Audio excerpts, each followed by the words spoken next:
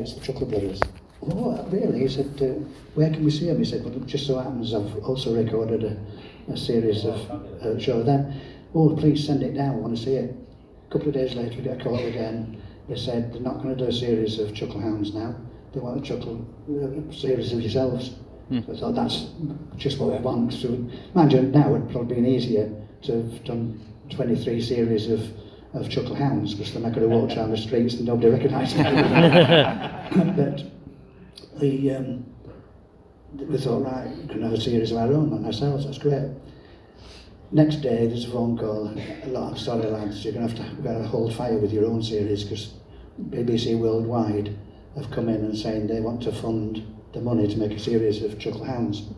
And BBC, anything to save money, so the Worldwide are going to pay for it.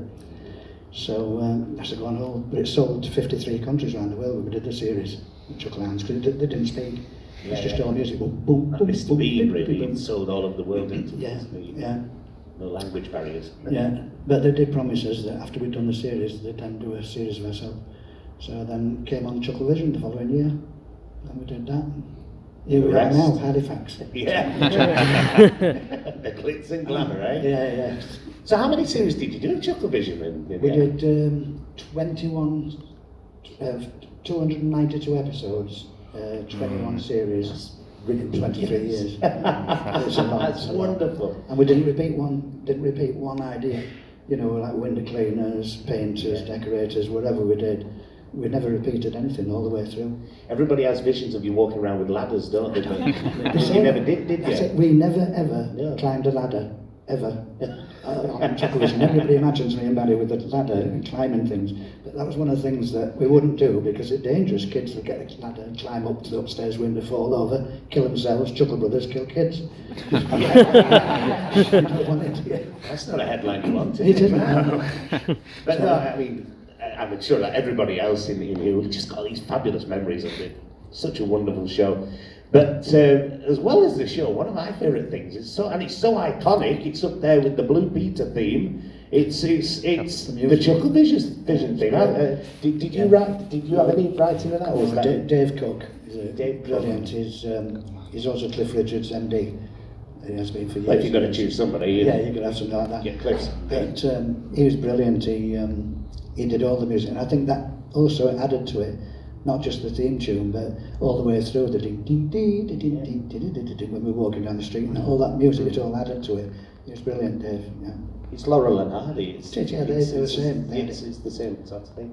But all the time you're doing ChuckleVision, you're still going around the theatres. Every Christmas, you're pantomime every Christmas. Pantomime all over the just did my 50-second pantomime. 52 pantomimes. Yeah, it's frightening. Right, yeah. That's a lot of children shouting at you. And I hate it.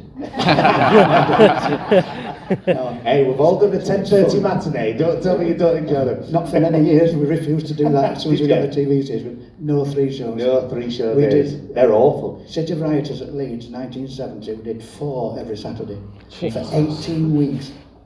That's when pantomime went on forever. It went up to Easter. But we did 4, 10:30, 2, 5 and 8. By the time you'd done the second show, you were shattered because you'd done 2 shows and you're like that and you're going, we've still got 2 shows to do, it's like we're going to start a matinee now. I don't know about you, but the people who are not from the area, but I used to do the pantomime here in Halifax, and you used to do it. I did it 1 year, as well. But doing them 2 shows is all right. When you get to that 3rd show, you think, I've done this bit. Yeah, deja vu, innit? And there's a lot of stuff in pantomime that can be ad-libbed, and you have to think, have I already done that in this show? Yeah. I've got to do it 2 shows. Brilliant. Anyway, talking about pantomime, and let's be fair, you and Barry are absolute pantomime legends. And you were honoured with a British Pantomime Award last year. We were last year, yeah. We've only done 51 pantomimes and got a recognition as the best pantomime done that. They're doing something right. I've got a few years to go till I get mine. Okay, fair enough. But one of my favourite routines that I ever saw in pantomime was the ballet. And we're going to see it right now. It's not actually from a pantomime, it's from an episode of ChuckleVision. It's only a little clip, but Sam's up there in the box. Sam, can you stick on that little clip for us, please? How is it? ChuckleVision, ChuckleVision, ChuckleVision. Now we come to perhaps the most advanced of all dancing, ballet dancing. Hey, I've got a cousin who comes from there. Where? Ballet dancing in Ireland. No, ballet dancing is not in Ireland. It's what Rudolf Nureyev used to do, you know, dance. Oh, you mean? Yeah, that's it. Well, I've done some ballet dancing, you know. Have you? I was in Swan Lake, wasn't I? In Swan Lake? Yeah. Well, what did you play? I was a fishing rod. There's no fishing rod in Swan Lake. Well, perhaps you missed me because it was a big cast. Well, now, with their own choreographic arrangement of Swan Lake, we have Polov and Boriska of the Birkenhead State Ballet Company.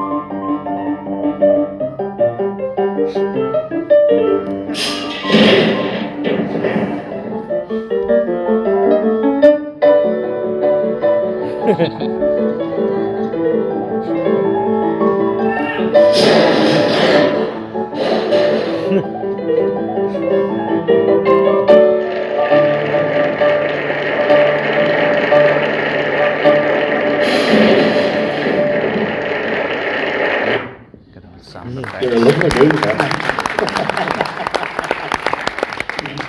Beautiful. Couldn't do it now, I'll tell you.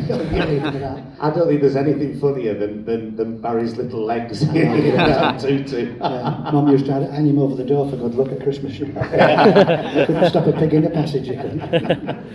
Brilliant. I mean, you know, all these fabulous routines that you've got through years of doing variety theatre, pantomimes and stuff.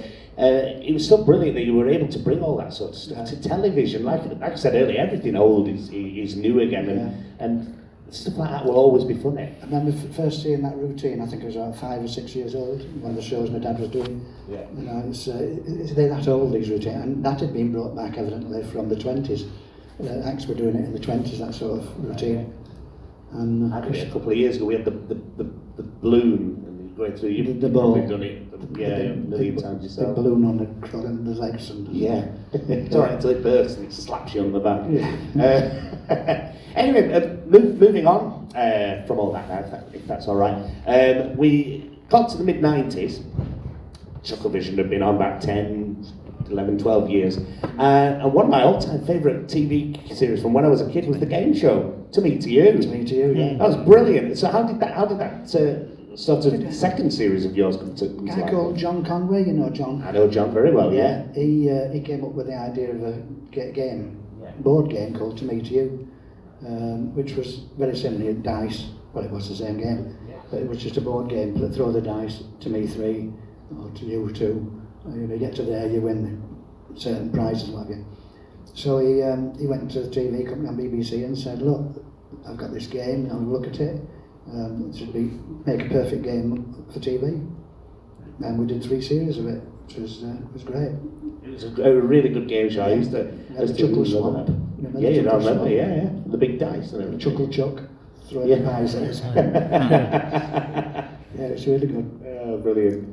And of course, behind me right now, probably there's the Flintstones car and there's the Batmobile and then the Chuckle-mobile. The Chuckmobile. That's fantastic. Where's that now? It's in your garage. No, I think somebody's got it now. We'll let him have it. He's doing little bits and pieces with it, and he does wedding planning. Brilliant. And for a few quid extra, they can have the Chuckmobile there, and people can have photos on it. Why I didn't think of this myself? I don't know. Yeah, you could be. You Could be making a fortune. I could be be in a going show on with it. for weddings. That'd be great. But when we were doing stuff, as I said before, we used to do the gags in it and things, and things like we had a minute to catch up. The script was a little bit short, so we'd do things like look at that over there, and I'd put loads of sugar in his tea. Loads of it. Look at that, nothing. And he'd cotton on, so he'd say, "Is that Dandovan over there?" And I'd say, "Where?" and he'd change it back, bum like that. I'd look back. No, that's Dan over there. So he'd look. Went on about 3 times, then eventually I'd go, no, that is him, and he'd look there and I'd go, we're not moving them at all, and he'd go, and I'd look round and he'd change it back again. And he'd go, so I'd pick the tea up and drink it, and he'd drink it. Spit it out. I said, what's the matter? He said, not enough sugar. That's one to remember that we just threw in there, you know, while we're filming. It's fun to do that.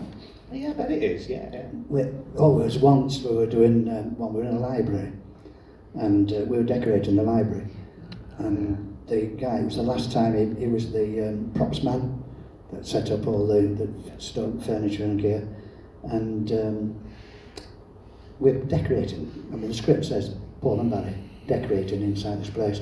There's people reading in there, shh, and all that, so it's a bit.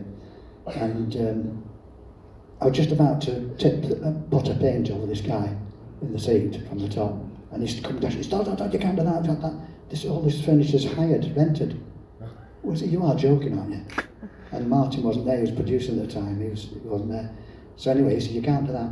And I said, "There's no way we're going to do this episode without paint going everywhere.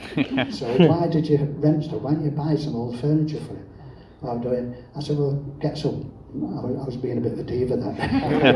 I'm not like that normally, honestly. That's the wife. Oh, don't. No, so I said, right, and Barry was in total agreement with me.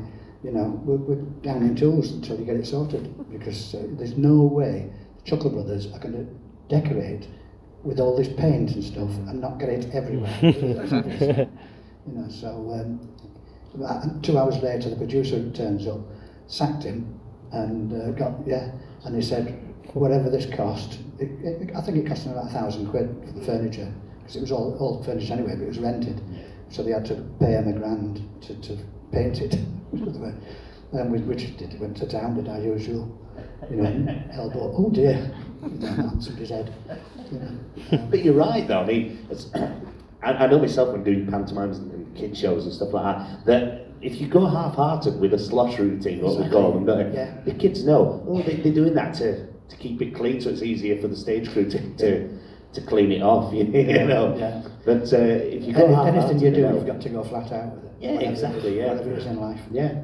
Even as much as you hate it when you get off stage and it's up your nose and it's in your ears. Oh no, I don't get that. I was yes, I know. It was always Barry that got it. I've got the brains. Yeah. You don't think so, watching ChuckleVision, but I But that was always the thing with ChuckleVision, and every time I've seen you on stage, you were always bossing Barry around. Was that the same in real life? Or no. Was it? Oh, good. I'm glad to know that. No, it's something we've done right from starting the business.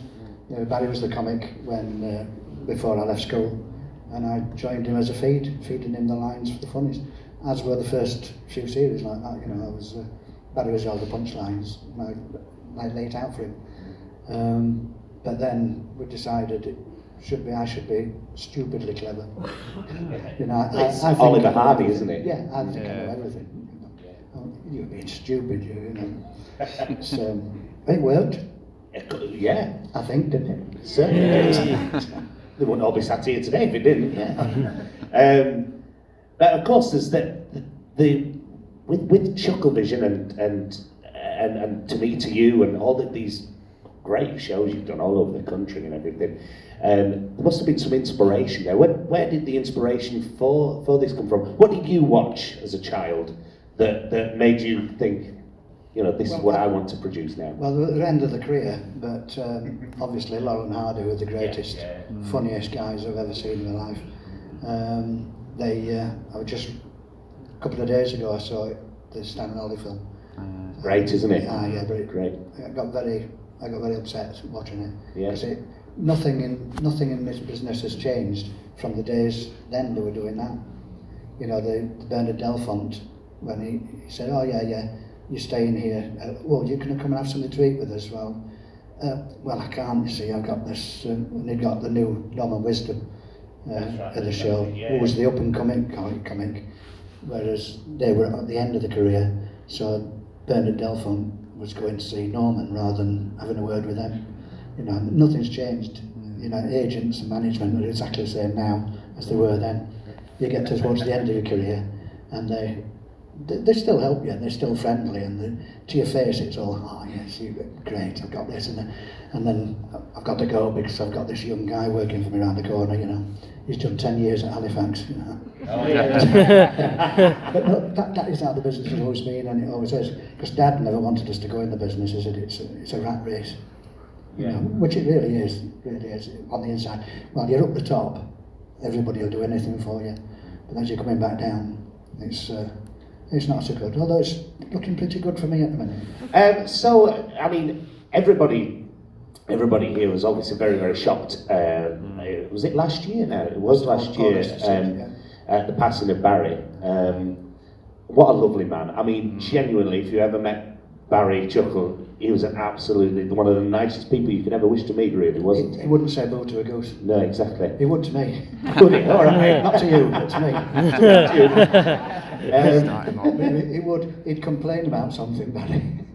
He'd say, that guy there, you know, why is he doing that? Why does he keep saying, why does he make this? And I'd say, well, I don't know. He said, well, are you going to tell him?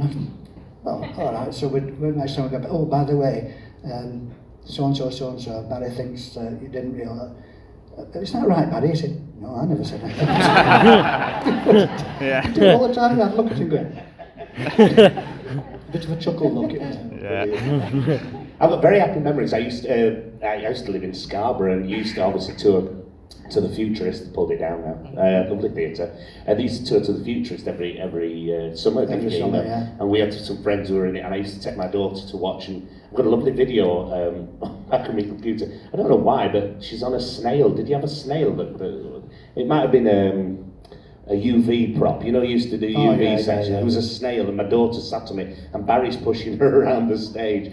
And it was the day, I don't know if anyone's here got to, I'm sure you have, it's the day that they sent home the teddy bear for the weekend, and you've got to take photos with the teddy, you know. Nurseries do this sort of thing. The kudos that my kids got, because the teddy bear was on stage with the Chuckle brothers being pushed around on a giant snail, will forever get me the top kudos. It was great. But anyway, I just wanted to rewind about people who inspired you, and we heard that one of the big inspirations was a gentleman called Buster Keaton. Yeah. Oh, that fabulous slapstick. Yeah. And we've got a little clip to show right now. Amazing. There you go. Yeah, they used to do those live as well, one camera, and all done live there. Like you had to stand in the exactly right position for it to fall and miss him. They wouldn't do that anymore, would they? That wouldn't be allowed. Cost them a fortune. Oh, I'll tell you about it, I know. But just rewinding to actually talking about the film Laurel and Hardy, Stan and Ollie, sorry, it was called, isn't it? There's a lovely scene in that where Stan, played by Steve Coogan, has to work with another comedian, played by a friend of mine, a guy called John Henshaw. I can't remember the name of the character it is, but now you're kind of in that position yourself where you're doing pantomimes and you're being put with other comics and stuff. How's that? Is it all right? Or? It's not easy, obviously, not easy at all. Just, especially at rehearsals and things. But I did most of the stuff on my own anyway. But I was doing a couple of routines that I did with me and Barry did for years with the comic in the show. I suppose it was when you were doing the pantos with Barry, you just said, "Oh, we'll do." Yeah, we'll do the shopping bag. Years, yeah, we'll do that one. But this year, you're. I mean, some unknown comic I'm working with. Yeah, I've never heard of him. Billy something or other. Billy Pierce. Yeah. I've heard of him. I saw a video of you with him. Live Facebook. I won't say, don't worry. Unless they saw it themselves. They might have done, It's their fault, we were having a good night, in his back room. Yeah, you're allowed to let your hair down every now and again. Of course you are, yes. But of course, I mean, I couldn't say this for years, working at the Victoria Theatre, but going to the Bradford Alhambra to watch the pantomime, see Billy Pierce, and it is just an absolute joy. and to know you're going to be with him this year is double the fun. Are you looking forward to that? Well, I'll tell you, I saw Billy a couple of weeks ago, and Billy said he was very excited because he always wanted to be a Chuckle brother. So he's really looking forward to it. So are you looking forward to it too? Oh, I certainly am. Yeah, he's a great guy, great mate. We first met him in when we did the Children's Royal Variety performance. I remember those. They were great. Yeah. Yeah, we shared a dressing room with Brian Conley. Whatever happened to Billy, it, right? and we used doing musicals and stuff, wasn't he? Yeah, I know, Like yeah. that. He wanted to be a singer instead of a comic, which is silly. 'Cause he was a very funny guy. Yeah. Really funny. Probably still is. I'm talking in past tense, but he's, yeah, really good. And we had a laugh then doing that. You know. Right Said Fred were on it as well. Remember that? Hey. I'm too sexy for my shirt. Well, I there always you have go. been though. I was doing that before. I think you should do that in Panto this year, you and Bill. Yeah. Great, that. Yeah. Don't shave your heads though, you know. I'm not far off not needing to. I don't know, there's a great mullet going on back there in that first episode. I wish this could be on top. Oh, yeah. Oh, brilliant. So, I'll tell you, one of my favourite recent appearances of your good self and Barry was Benidorm. That was a great episode. That was loads of fun. Great It was loads of fun doing it. Yeah. Was it good fun to go out there and film all that? It was, yeah. I mean, we did that first scene with John Chalice, where he's the agent, and he booked us, and we did a little magic trick for him and the chat. And you got to me, to you, and Yeah, we did all that. Yeah. But they'd done it for 10 years, the series, it was the 10th series, and they said they'd never seen so many people on the seafront holding the traffic up, all round watching us on doing this routine. You know, they said that we've had like half that many. It was the most we've ever had. It was like, must have been 300 or 400 people all around the seafront. And they're all taking pictures. And they said, keep a secret, won't you, from the press? You don't want the press to know that you do it. They said, at least 300 people out there with all their cell phones taking pictures of us with John Tallis. But it was good. But after we came back over here to work again, do stuff, and went back to do the scene in the nightclub. yeah, with Nutty, Bobby Nutt, bless him. We went back to do that, and we recorded. We picked up at the hotel at 10 to 7 in the morning. It looks an easy life, doesn't it? 10 to 7 in the morning, wrapped at 7 in the evening. Went and got something to eat. Went back to the hotel 9 o'clock. I thought I'm going to get an early night, 'cause picked up at 10 to 7 again in the morning. So I've gone out a shower. I come walking out with all my clothes under my arm. I did put my undies on, by the way.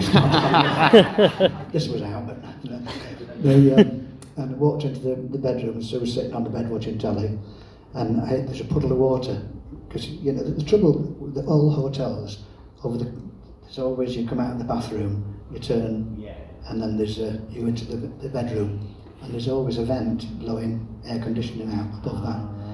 Well, you come in, it's like 40 degrees, 35 degrees where it was.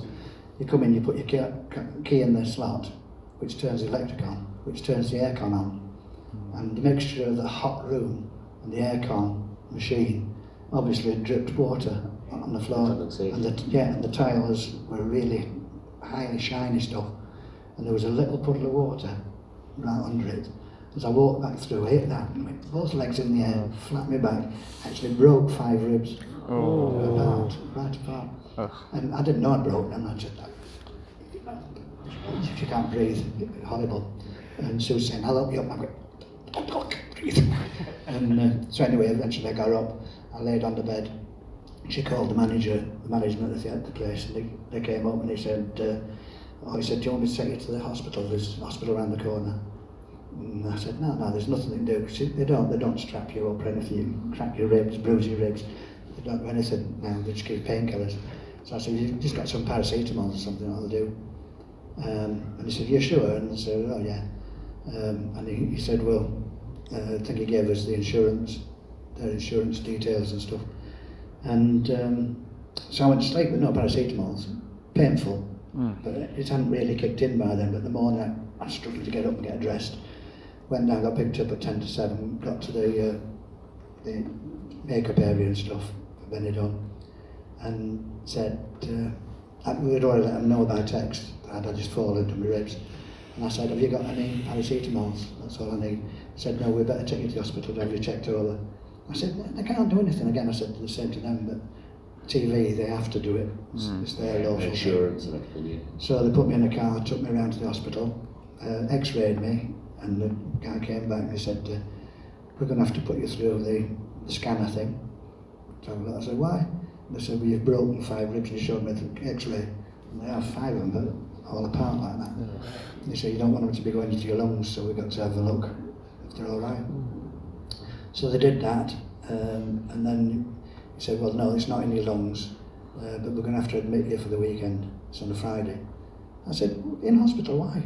And they said, well, you'd find out, if you didn't come in, you'd find out, because when the pain kicks in, it usually takes about 24 hours to kick in. He said, you'll not suffer it, no matter what you take.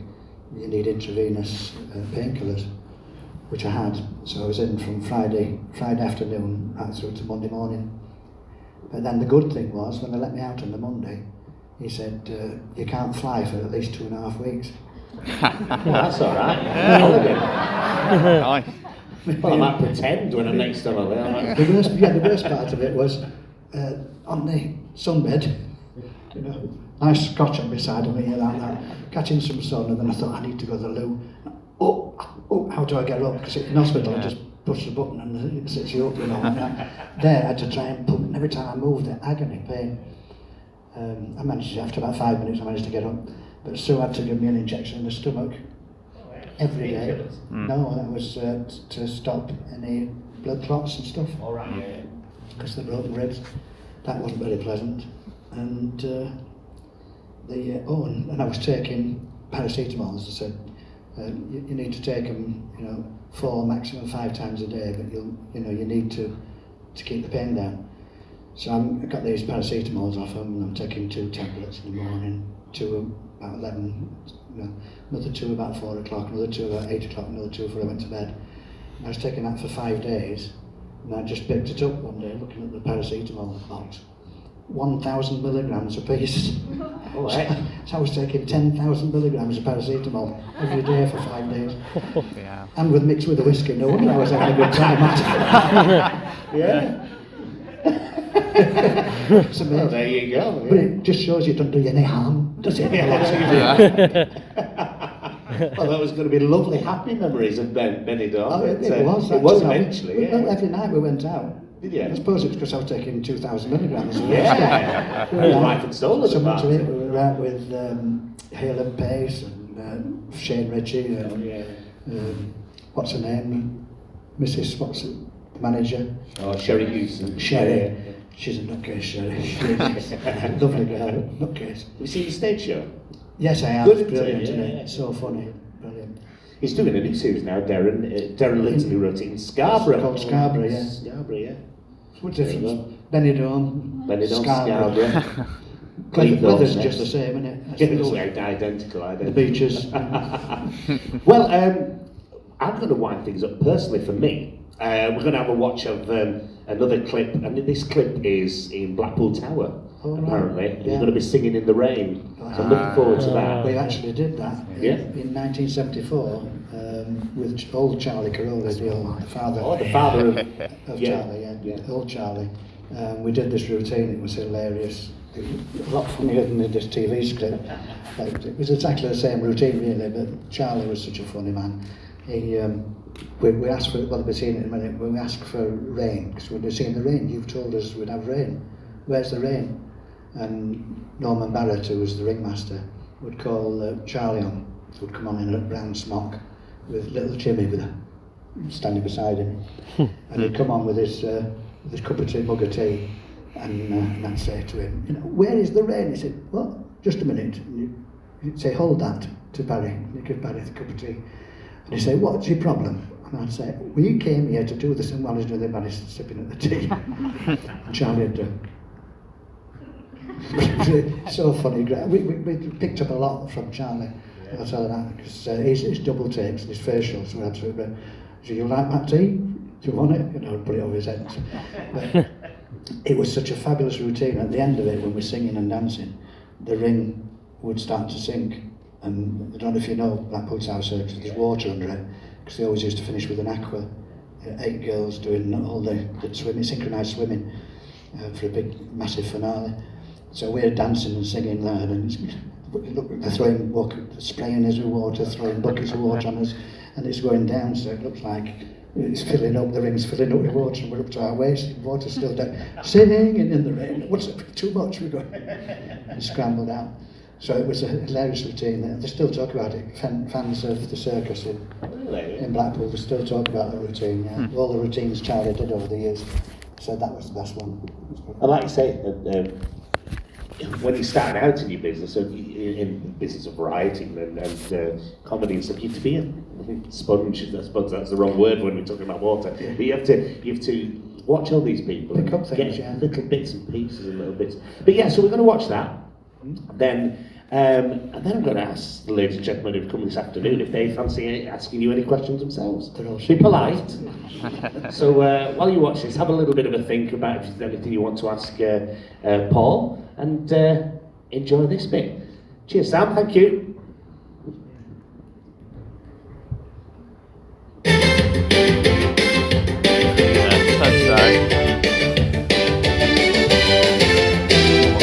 ChuckleVision, ChuckleVision.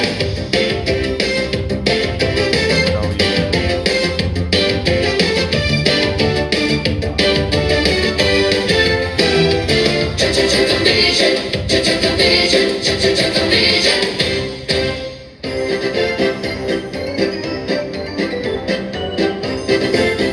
Here we are, Barry. Fancy us being back at the circus after all this time. Fancy. I must say it was nice of Dan to put our name forward for the job. Shows he thinks a lot of us. It does. Well, remember what Mrs. Dan said? He even thinks about us in his sleep. Only the other night he woke up speaking our names. I thought she said screaming at him. Well, whatever. Shows he's thinking about us. Come on, let's get in there.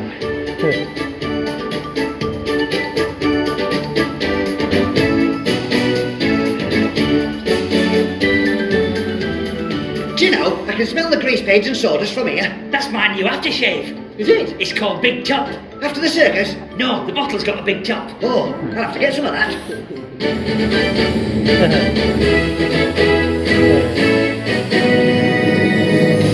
Ladies and gentlemen!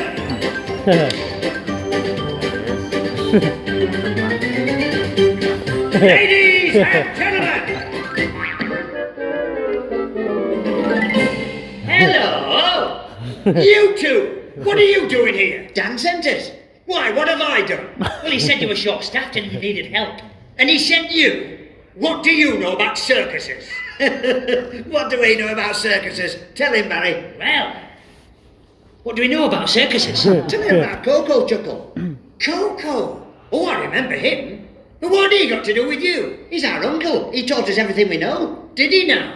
And what happened to him? He changed his name to Drinking Chocolate and retired. So you see, circus is in our blood. Well, if Dan the Van sent you, I suppose I'm stuck with you. But I'm warning you. The circus might be in your blood, but your blood will be in the circus if you mess things up. Now find something to do. I'm going to have a lie down. Well, what do you want us to do? I don't know. Sort out the props or paint the ring. Anything. Just keep out of my way for a while. Oh, and another thing. What? No slacking. Oh dear. Oh dear, oh dear. He didn't seem very pleased to see us. He didn't. We'll just have to show him how good we are, that's all. How are we going to do that? By starting with the most important thing, the kettle. You go and put it on, I'll make a start out here. I'll be back. Now,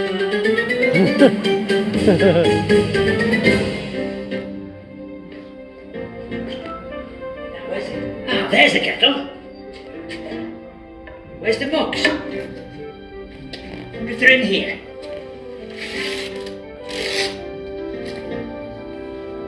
What's this? Wonder what that's for. Now, where's the mugs?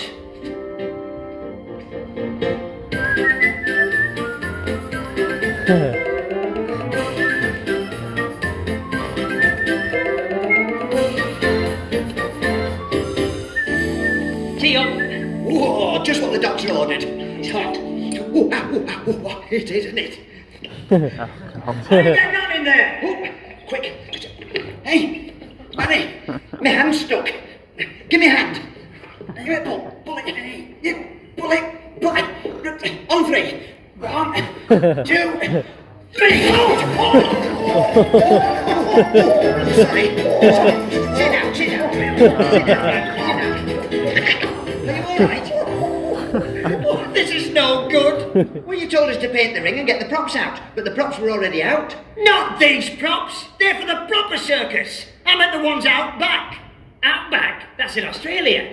I'm beginning to wish I was there with them. Come on, follow me. Hey, I'm stuck. Give me a hand. Hey, you meant help me up.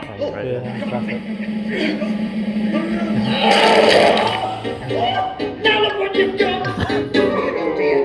Hang on a minute.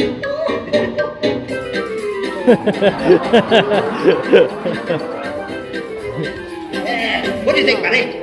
You hardly notice it. Hardly notice it? How did you hardly notice it? Nobody paints my bottom and gets away with it. And get rid of these props. He's not impressed. Maybe we should have used an undercoat. Maybe.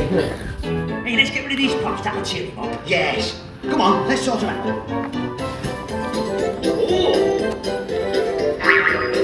We're not here to mess around, Harry. Hey, I found a seesaw. yeah. It's good, isn't it? Yeah. It's a bit tiring, though. I tell you what, we'll play on that later. Hey, there's a climbing frame here. Oh yeah. Hey! You're not supposed to be up there. It's dangerous. Come on down immediately. Come down, Barry.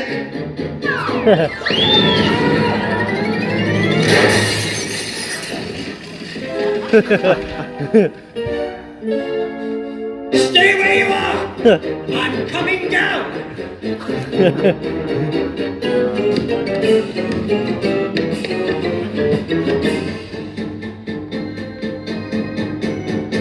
Stand there and don't move a muscle. But what? I said don't move a muscle. What about a periwinkle?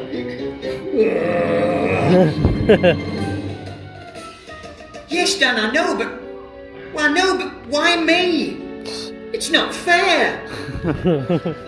All right, then.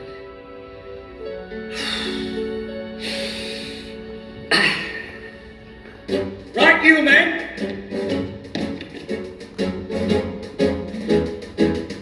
I've spoken to Dan the Van, and let me tell you, he's not a very happy man.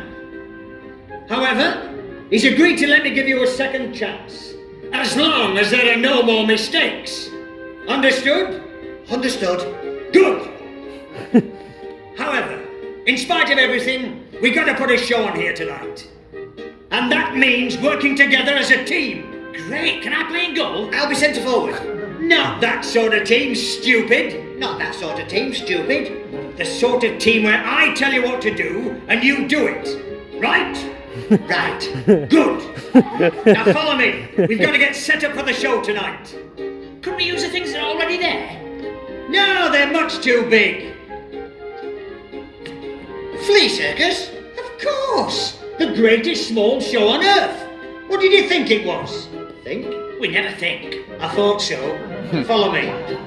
I thought it was funny when we didn't see any animals. You two go and fetch that table. I'll check on the performers. Where are they? Do you know, I've always had an itch to work in a circus. They're all asleep in this trunk. Oh no! It's open! There must be strong fleas if they could open that. They didn't open it. Somebody else did. Well, don't do a thing like that. I'll just go and sort that table out. I'll be back in a minute. Okay. Oi! Yes? Did you open this trunk? I cannot tell a lie. No. Barry! Okay, it was me. But I was only looking for the tea things. That says flea circus, not tea circus. You really are the most incompetent person I've met. Am I? It's nice to know I'm good at something. Can't we just get some more? You don't just get fleas. Our dog did. You don't understand, do you? These are specially trained fleas. We just wouldn't have time to train them before the show. So what we need is something that looks like a flea. Something that's small with skinny little legs. It still wouldn't work. I've told you, I wouldn't have time to train it. But what if it was already trained? Where are we going to find anything that's already trained? Something small with skinny little legs. Get out of it, I'm not doing that. Get back here. You lost the others.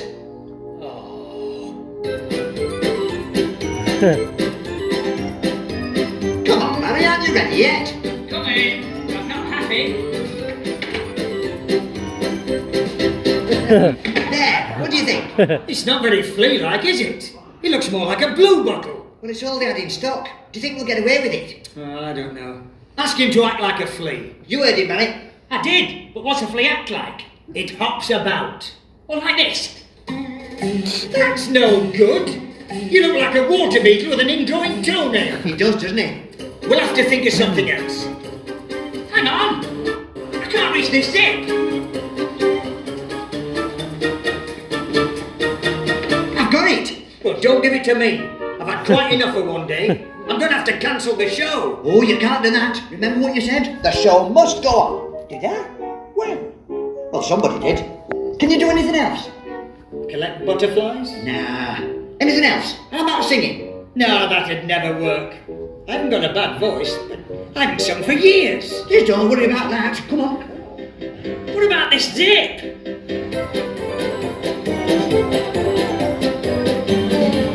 I'm not sure about all this. Relax, it'll be fine, won't it, Barry? I don't know, I haven't seen the weather forecast. I mean the song and dance. I mean, it's not much to offer an audience, is it? Even if I've got a great voice. You'll be fine after rehearsal. Now, I've got two songs. I've got Singing in the Rain by Gene Kelly or Putting on Your Top Hat by Fred Astaire. Which one do you want? Well, he's already got his top hat on. Well, he can soon take it off. Well, seeing as I've got the hat, top hat it is. Right, go and put it on, Barry. I used to be a disc jockey, you know. Did you? Yeah, I didn't win any races, though. I'm still not happy about this. You see, I'm used to performing with a proper backing. We're right behind you. And I'm not happy with the acoustics either. In that case, we won't let him in. These Russian acrobats are nothing but trouble anyway. I mean sound. We'll play it through the circus loudspeakers. Of course. See to it, Barry. Right. Now, let's learn the words. I must warn you, though. My voice isn't what it used to be. What did it used to be?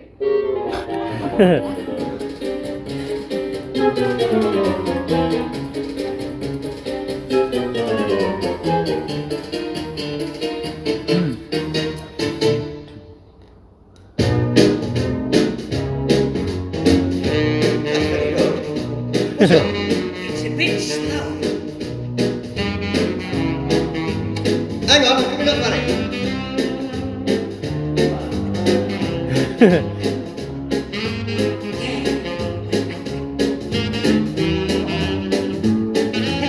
No, steady. Steady. Spin back. Spin back. No, don't.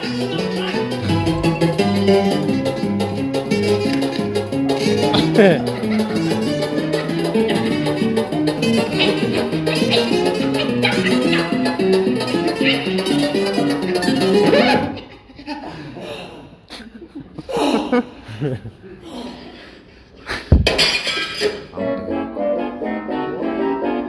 Now look what you've done.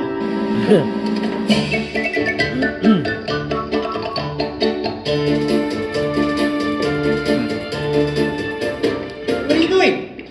As far away from you as possible. But what about the show? What about it? Well, you can't let one small technical little hitch put you off performing. One small technical little hitch. The whole thing's full of technical hitches. And I'm looking at two of them. I'm off. Think of your audience. Yes, you can't deny the audience the chance of seeing you sing. Suppose not. But what can I do? I mean, Top Hat's definitely out. Oh, we've still got Singing in the Rain. We have? I'll do it. As long as there's no more shenanigans. I want you to do everything I say when I say it. Understood? Understood. Right, let's get organised.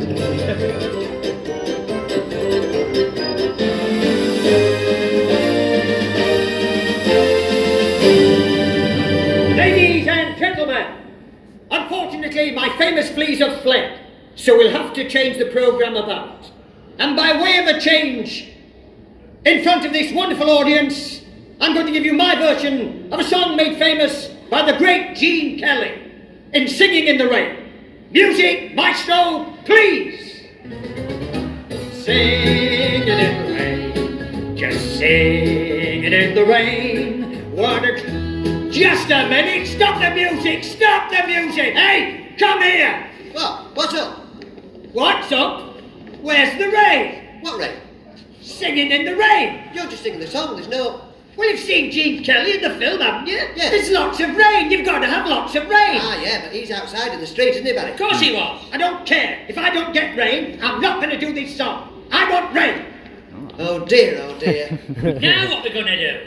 I've got an idea. Come on, over here. Come on, come on. What? Get that, Barry. Right. Oh, yeah. To me. Chew. To me then, Paul. Chew them. To me. Chew. To me. Chew them. To me then. Chew. Right, put it down there. That's it. To Put me, it down to me there. then. Steady, steady, That's steady. it, to me. To you. To To me. you. Steady, steady, to me. That's it. There we are. To me. To me. To me then. Right. Now what? Well, you go to the top. And when he starts singing, you pour the rain on him. Correct. Right, up you go. Right. Go on. Right up to the top. Go Ready. on, go on, Barry. I'm ready. Barry, What? you forgot the watering can. Silly me. Silly you. Come on, get down here, get it. Go on. Right, take it to the top. Here I go. Off you go, off you go. There, are you ready? I'm ready. Mr. Ringmaster! Hey, look, we've got it all ready for you. You sure? It's all ready for You you. sure I got plenty of You rain? stand there, sing your song, and you'll get the rain. Music, maestro, please. I'm singing in Hang on, buddy, hang on, buddy. the rain. Calm down. What a glorious feeling. Get up there. I'm laughing at Right, so dark up above. Hang on. The sun's in my Come heart. on, get down, get down. And I'm It's over there now. ready for love. Come on, quick, quick, quick, quick. Like a storm. To you, clouds chase Get up. from the place. Come on with the rain. Have a smile on. Where's the rain? Just a minute. Stop the music. Stop the music. What's the matter? Where's the rain? Well, you keep dancing up and down and moving away. It's a song and dance, isn't it? Yes, well, you see, we've got this big ladder, and what... Hey, that's the trouble. Get that thing out of the way. Oh, dear, oh, dear. Don't you understand? I've got to have lots of rain. You saw Gene Kelly, didn't you? I did, yeah. Dancing along the street and the drain pipes and all the water coming down, you see. All the rain, he got drenched. Of course it did. So now you know what I want, don't you? What? Water. Oh, he wants water, Barry. Right. Lots and lots of water. Loads of water. You'll get it. Come on, Barry. Right, okay. Music, maestro, please. Yeah. I'm singing in the rain. Just singing in the rain. What a glorious feeling. I'm happy again. I'm laughing at times so dark up above. The sun's in my heart, and I'm ready for love. Let the stormy clouds chase him run from the place. Come on with the rain, have a smile on my face. I walk down the lane with a happy refrain, 'cause I'm singing and dancing in the rain. No, steady, steady. No, that. Stop the music. Stop. Let me give you a hand. Give me a hand.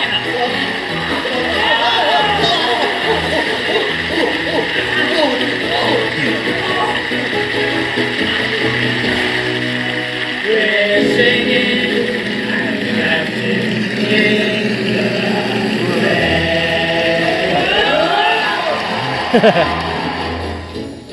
It went very well, didn't it? It did, didn't it? I wonder what happened to those fleas.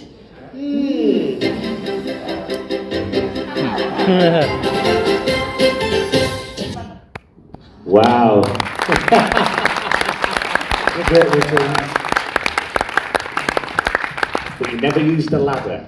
No, I do apologise for that. I'd forgotten about that. It wasn't his real ladder. Entertainers, you know, they lie. What his real ladder, it was his step ladder. Exactly, There you it was, go. yeah. Well, ladies and gents, your turn. Any questions we've got for Paul? Stick your hand in the air, give us a wave. Right down at the front there. Yeah. Do you ever film all over the Rotherham. Have we filmed? Oh, Did you film all over Rotherham? When you did ChuckleVision, mm.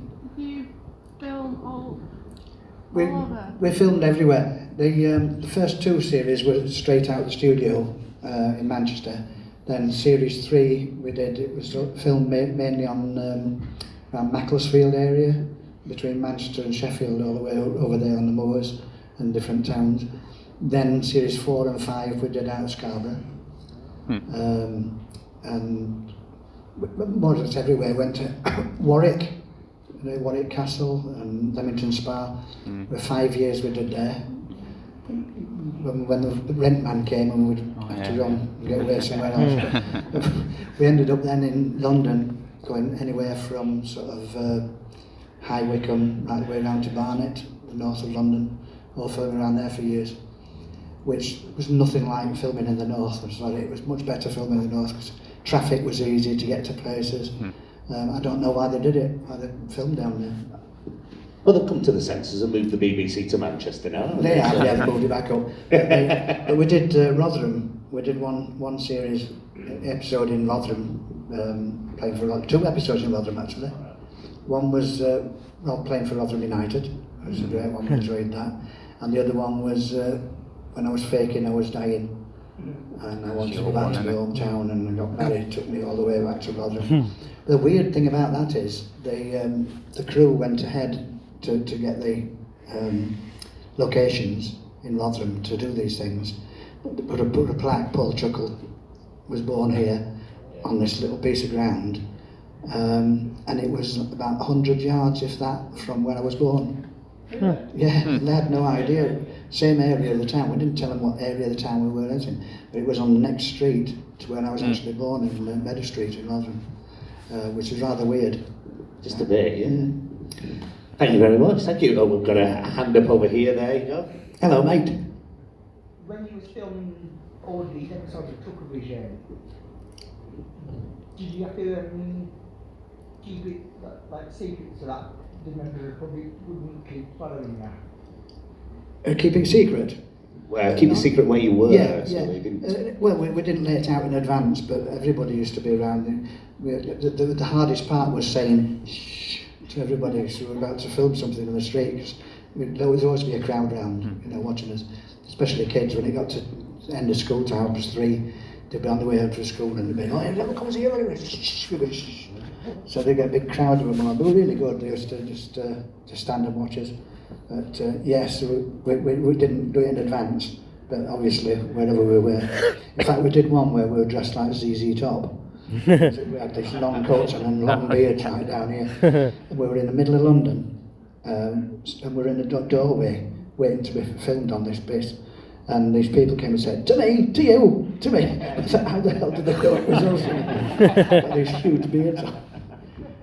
Brilliant. There was a gentleman just behind that gentleman there. He's got his hand up in the air. Yes. When you're at home, do you say to me, Of course I do.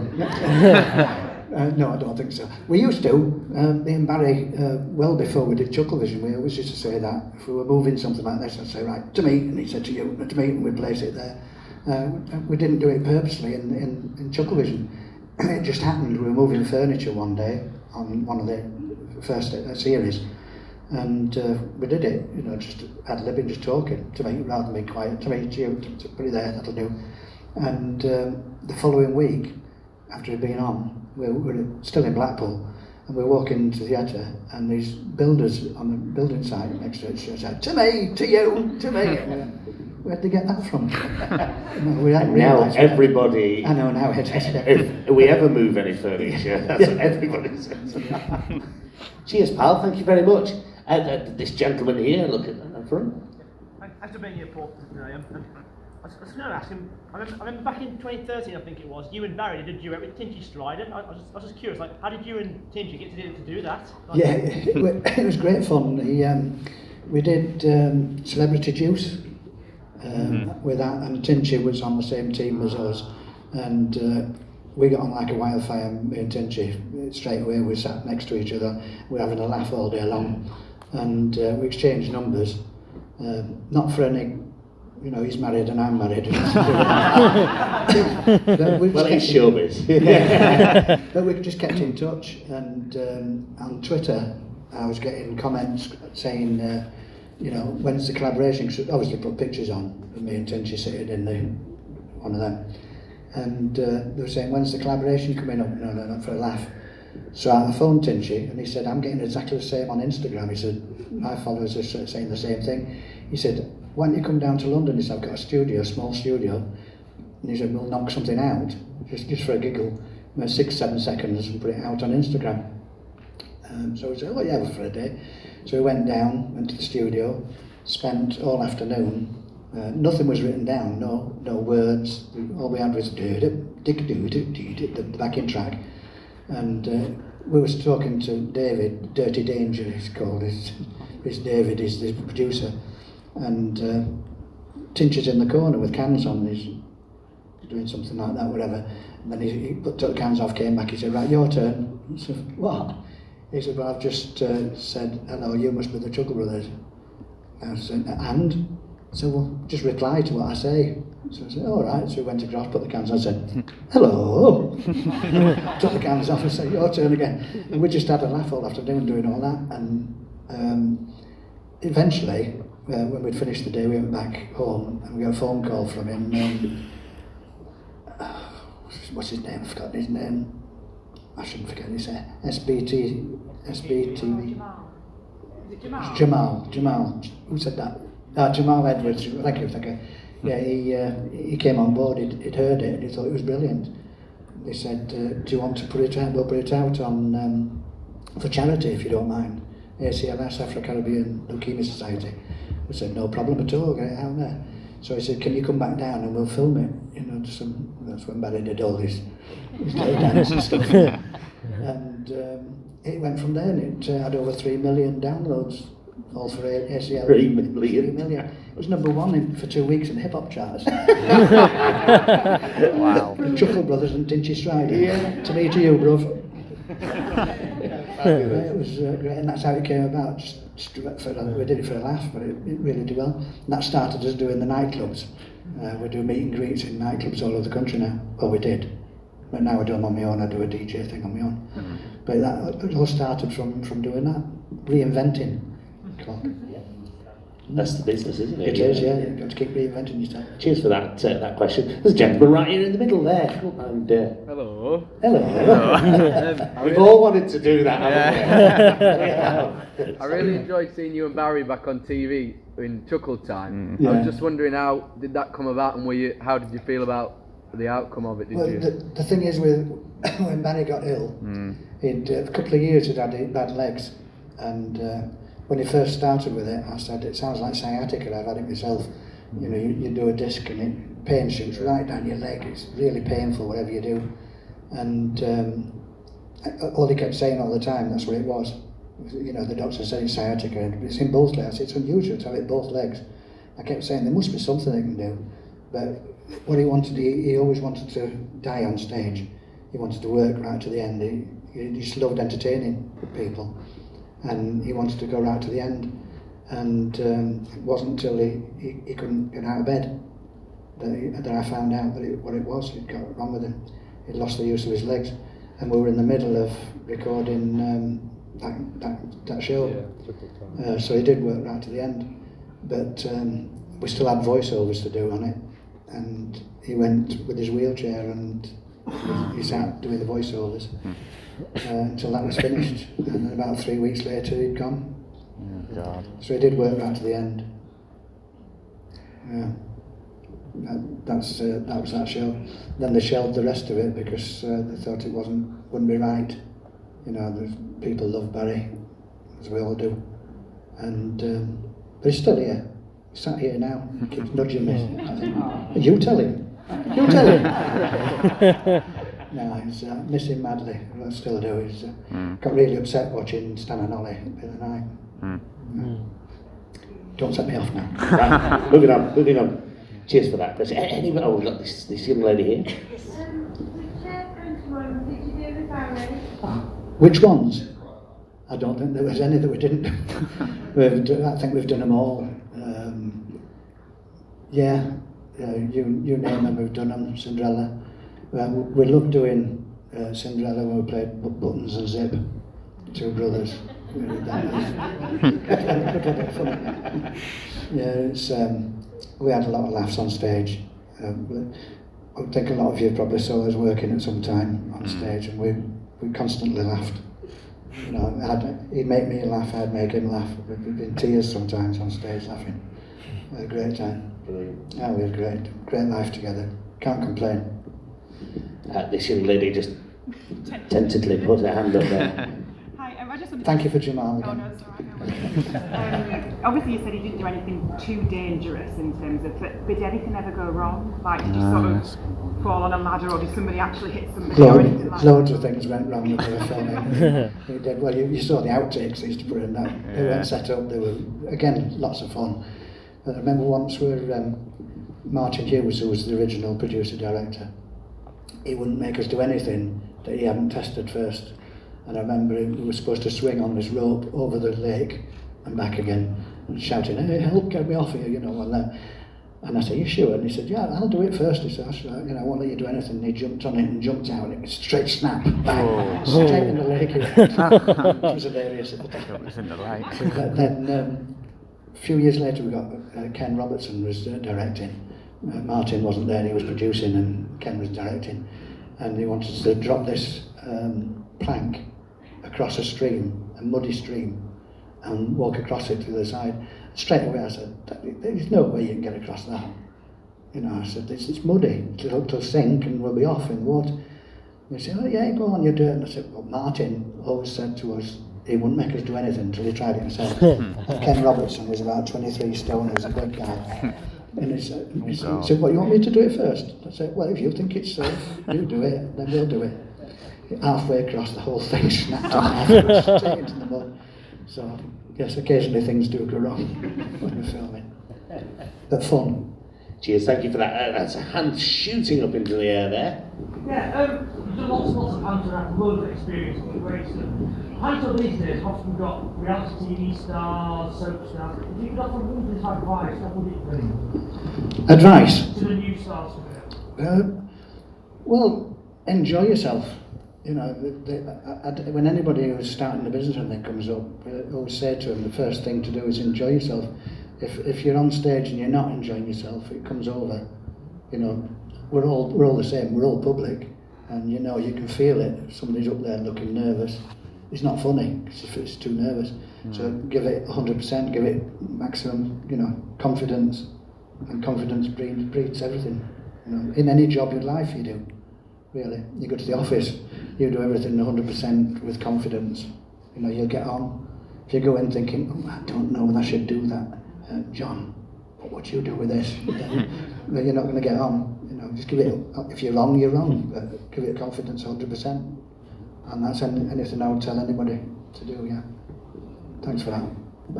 That's a question, that gentleman in the middle there. Hi Paul. Hiya. Talking about working on stage, I saw you live, you and Barry, 14 times. 14 times? 14 times, yeah. You're not after money back, are you? Cheers, mate. Thank you. Do you look back on any of your live tours and have a favourite? Think, yeah, that was the best one we did. No. Yeah, you know, I'm trying to think back. I think Pirates of the River Other was one of our favourites. That's one of my favourites as well. I liked Yeah, that one. I liked the Star Trek one you did as well. Yeah. That was good. Yeah, I think Chuckle Trek. That. Chuckle Trek over there. Yeah. And the lift going down like that, and then coming back up again to the lift. Then the next time it was moving off sideways instead of. And then it opened and we were crawling off. We had some fun in all the shows we did. Proud of all of them, yeah. Is what, sorry? You were equally proud of all of them, yeah. Oh yeah, we're always proud of everything me and Benny did. We, as I said, we always tried to give it 100% any time we're in, and it paid off over the years, you know, of doing that. Right, I think I've just got time for one last question, if there's any in the room. Oh, sorry, what time you're leaving? Yeah. You're nearly done. Got a bus? There you go, thank you. I just wanted to ask you about Grimaldi because I really enjoyed watching that on Boxing Day. It's quite emotional. Yeah, it's very emotional for me, you can imagine. How did you get involved with the It's a guy called John Conway. He used to be partners with Nick Thomas, who Kudos, big company.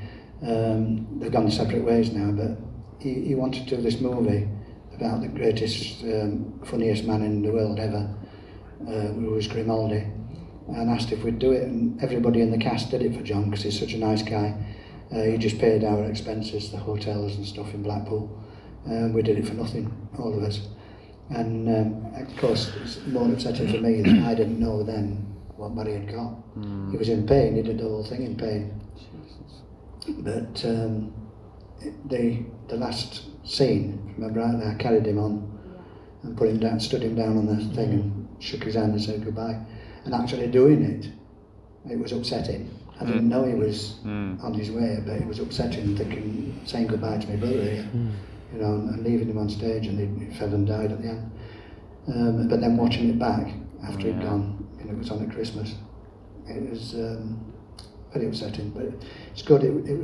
He made it to put it on film festivals around the world, and it got into the finals in LA, Los Angeles, Hollywood. It didn't get anything, it didn't win anything, but they had something like every month they had 200 or 300 films to look through, short films, and Grimaldi was one that went through to the final. Got nothing in the final, but the only one award it got was in Russia, somewhere in Moscow, I think, somewhere like that. And Barry got Best Supporting Actor. I thought, Best Supporting Actor? He was Grimaldi. That's the Russians for you, they're a bit weird at this point. No Russian people in it about Mr. Gorbachev. Yeah, if anybody's not seen Grimaldi, it's on what was that channel again? Talking Pictures. Talking Pictures. It was, we were talking about it downstairs, weren't we? Yeah, so it's been repeated all the time on a channel called Talking Pictures. It was on the Christmas, it's been repeated 2 or 3 times since, and it'll be on again, so if you keep your eyes out. It was great little movie, wasn't it? Yeah, really good, yeah. Like I say, you've been, you know, shown in LA now, haven't you? Yes. And Daniel Craig's giving up James Bond. I'm just saying. Yeah. You never know. I could lose this, couldn't I?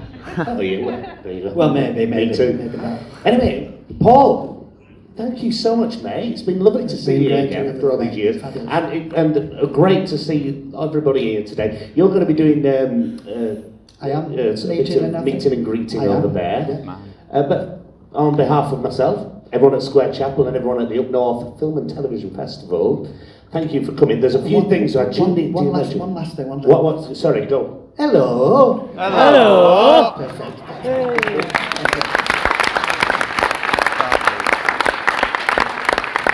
Thank you very much for coming, and thank you to Paul. Cheers, mate, and go and have fun.